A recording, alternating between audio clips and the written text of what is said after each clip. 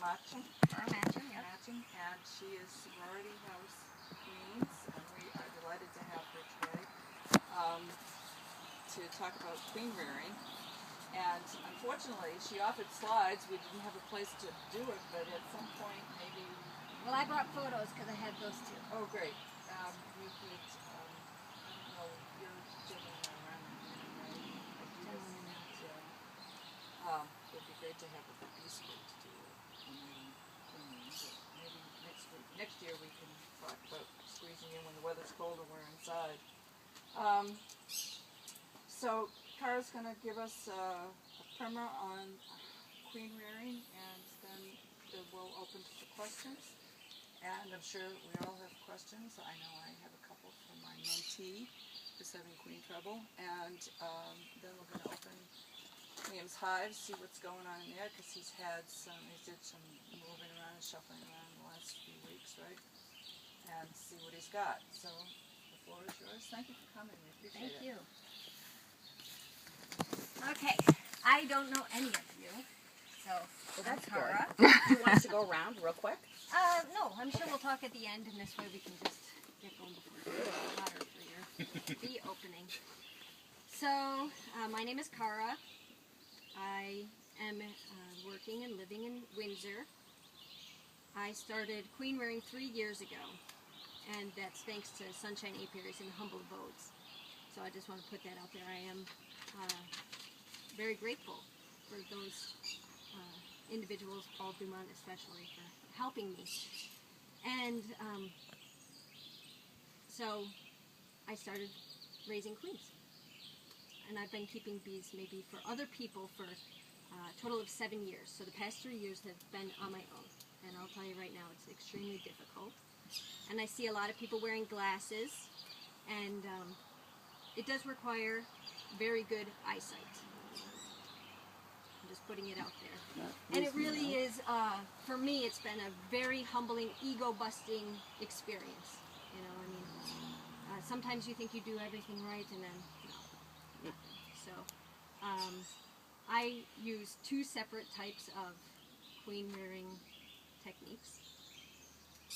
If I just want to make a few queens, I'll graft into queenless shaker box. I'll just shake as many bees. I'll look for the queen on the frame. Don't say shake, shake, shake, shake as many bees as I can into a box. Put maybe a frame of pollen and a frame of close to emerging brood. I'll scratch it open and see some wiggling or colored eyes and put them in. And then shake more bees. And then I'll put my graft frame in. And we'll go over the graft frame in a moment. And then after that, I'll also use a Queen Right Cell Builder, which is one of these things where you want to make them as strong as you possibly can so that they think that they need to swarm, but not let them swarm. It's called a queen what? Queen right? Yeah. She has a queen in it. Oh, and the other one doesn't queen less.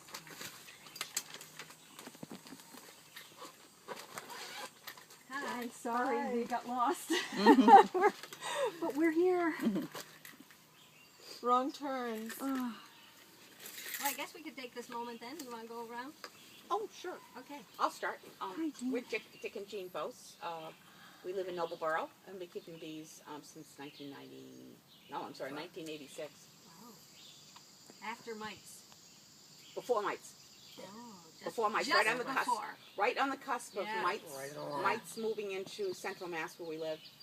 Tracheal followed by varroa and all of that, and we went through the losses, the huge losses here in the winters and stuff. And has it been any easier since? I think it's much harder now. The parasitic mite syndrome took our hives this last winter, and many of the hives in this area. Yeah. So I just was devastated by that and still am. So learned a lot this year. And keeping bees a long time, and every year we learn much more. You, sir. Oh, all over. Let's go right above you. Sorry. My name's Bud Bailey. I live about 4 miles from I'm not over down here with Jackie Merritt. She's the beekeeper. That's you? That's me. Okay. Okay. Liam? Liam Ducharme. I live here. Okay. Jackie? I'm the beekeeper. Keeping bees. Yeah, I But am. not really. She has a let it be philosophy. can't be, you said, right? Oh, I do. I take this for mites, Uh-huh. but I don't go in and inspect the hive every week. I believe that the bees should swarm naturally, which I just try letting them do. I'm actually from Toronto, so beekeeping's new to me, but we can't have bees in Toronto. So, but I do try to keep them alive. You know, I don't just, I feed them and look after them, but I thought I'd let them swarm this year, and I've got a little bit of an issue now. Okay. I'm Regina Davey, and I've been keeping bees for 30 years, a little bit more. And I did it before the mites arrived, and it used to be a hobby, now it's work. Yeah, but you love them and we know it. Oh, I do, yeah. I can't go without them, but I know. it used to be so much simpler. Yeah, sure Do you did. make a lot of honey here in Maine? Actually, last year, one hive I got 120 pounds from. Good grief, Regina. I know, and That's it so swarmed unusual. 3 times. It was this queen. She was a phenomenal queen. This would have been her 5th year. Well, that hive's 5th year. And I got hit with, I don't know what. I was really happy my hives were going 5. This was going to be the 5th year for those hives. And But what about in the past? I generally get quite a bit of honey. Yeah, Always. almost always. Pre-mites and now. Actually, yes, yeah. And maybe even more now because I keep a closer eye on them. Before, they, you know, if they swarm, but I always got honey. And I usually got a minimum, absolute minimum of 30 pounds per hive. Yeah. Just, you know, now it's... And that 120 is an aberration. It does not... Right. I couldn't believe it. It was... Well, Regina, doesn't Tony say 30 to 40 is an average here in Maine on a hive? That's the average. Yeah, I I think, think that's what he says.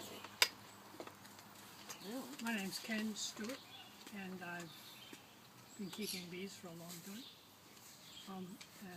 And I let them be. I'm John Walker, Househead, and I just started keeping bees this year. And I'm on a pretty steep learning curve. Yeah. I'm Sandy Panani, and I just started this year. I'm enjoying it, but I don't know what I'm doing. That's not Jean, true. You Jean just and so. Dick have come over to my house and inspect my hives. Well, good. Sandy, you know more than you Good give for yourself you credit for coming. Thank you. I'm sorry we're late. No, I'm even later. We're happy for that. Don't feel so bad. Hopefully you'll edit all of this out, because this would be boring for home viewers. Oh, yes. Would you like to introduce yourself? And then Oh, I'm I don't sorry. know? Yes, Diane Marion. This is my 3rd year, going into my 3rd year. Really excited because last year they both made it through the winter. Yay! So Good job. I got 2 more nukes installed, one at home and one on my brother's property in Whitefield, which I've been guiding him along with my limited knowledge, but that hive is doing incredible. It's unbelievable. Whereas mine at this point, still limping along, but they're alive and strong, but no honey. Elizabeth Graff, and I am also a new beekeeper. Jean's been helping me as well. And I have one amazing hive, and I have one very weak hive that I renuked, and it is still very weak. So I'm thinking I have issues beyond, I think I'm coming to your house next week. yeah. Let That'd me be take a look wonderful. at it. Dave Edwards, spring class of 2013, beekeeping, so yes, very new. I'm Jamie Doubleday. I live in Thomaston. I've been keeping bees for probably close to 10 years. I think so, yeah. I think that was somewhere around last there. year. I lost 2 hives to AFB last year. Yeah, it was very traumatic for me. For everybody. But they had a funeral pyre up in Appleton somewhere, and I started You with didn't 2. have to do it yourself? No, Dave. Oh, well, that's a good Yeah, thing. Dave Smith I came have in done down a and did. lot of other people's, and when I had to do my own, I mean, Yeah. it's never fun.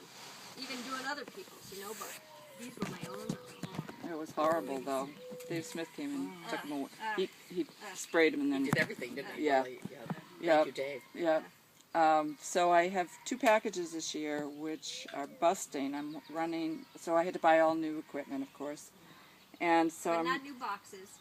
yeah, he took everything. You took everything. So if you do it yourself, you know, you can just burn your frames and your bees, and then you scorch your boxes. Well, Tony told me that after the fact, but Yeah. too late. Well, now you guys all know. If you get it, I mean, it's terrible, but it's not that devastating. I mean, yes, you lose your bees. Yes, you lose your frames, but what are frames? 40 cents. You know, a box is what, $10, $15? Yeah. Yeah. And what do you do to your box to save it? Scorch them with a blowtorch. If you have a big enough oven, you can stick them inside the oven. Bake them. Big. Pizza ovens. So anyway, so now I'm running 8-frame mediums, which I'm not sure. It's a whole different mindset about when you put another box on or whatever. They're busting out. I had a swarm last Sunday in one of them. There you go. Busting out means that you needed another box. It's always the same mentality. You're like, wow, there's a lot of bees in this box. I better put another one out. Well, I had given them a new one, but I think they'd already made up their mind by the time I gave both hives a new one. Now I'm thinking that the one that didn't swarm probably needs another one, and then it's going to look like the White House hive because I'm going to need a ladder to get to the top of it.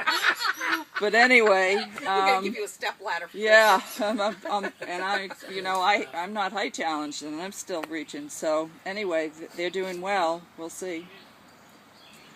I'm David Edwards. I'm from Sand Springs, Oklahoma, and my wife and I have a place over here on East Pond Road.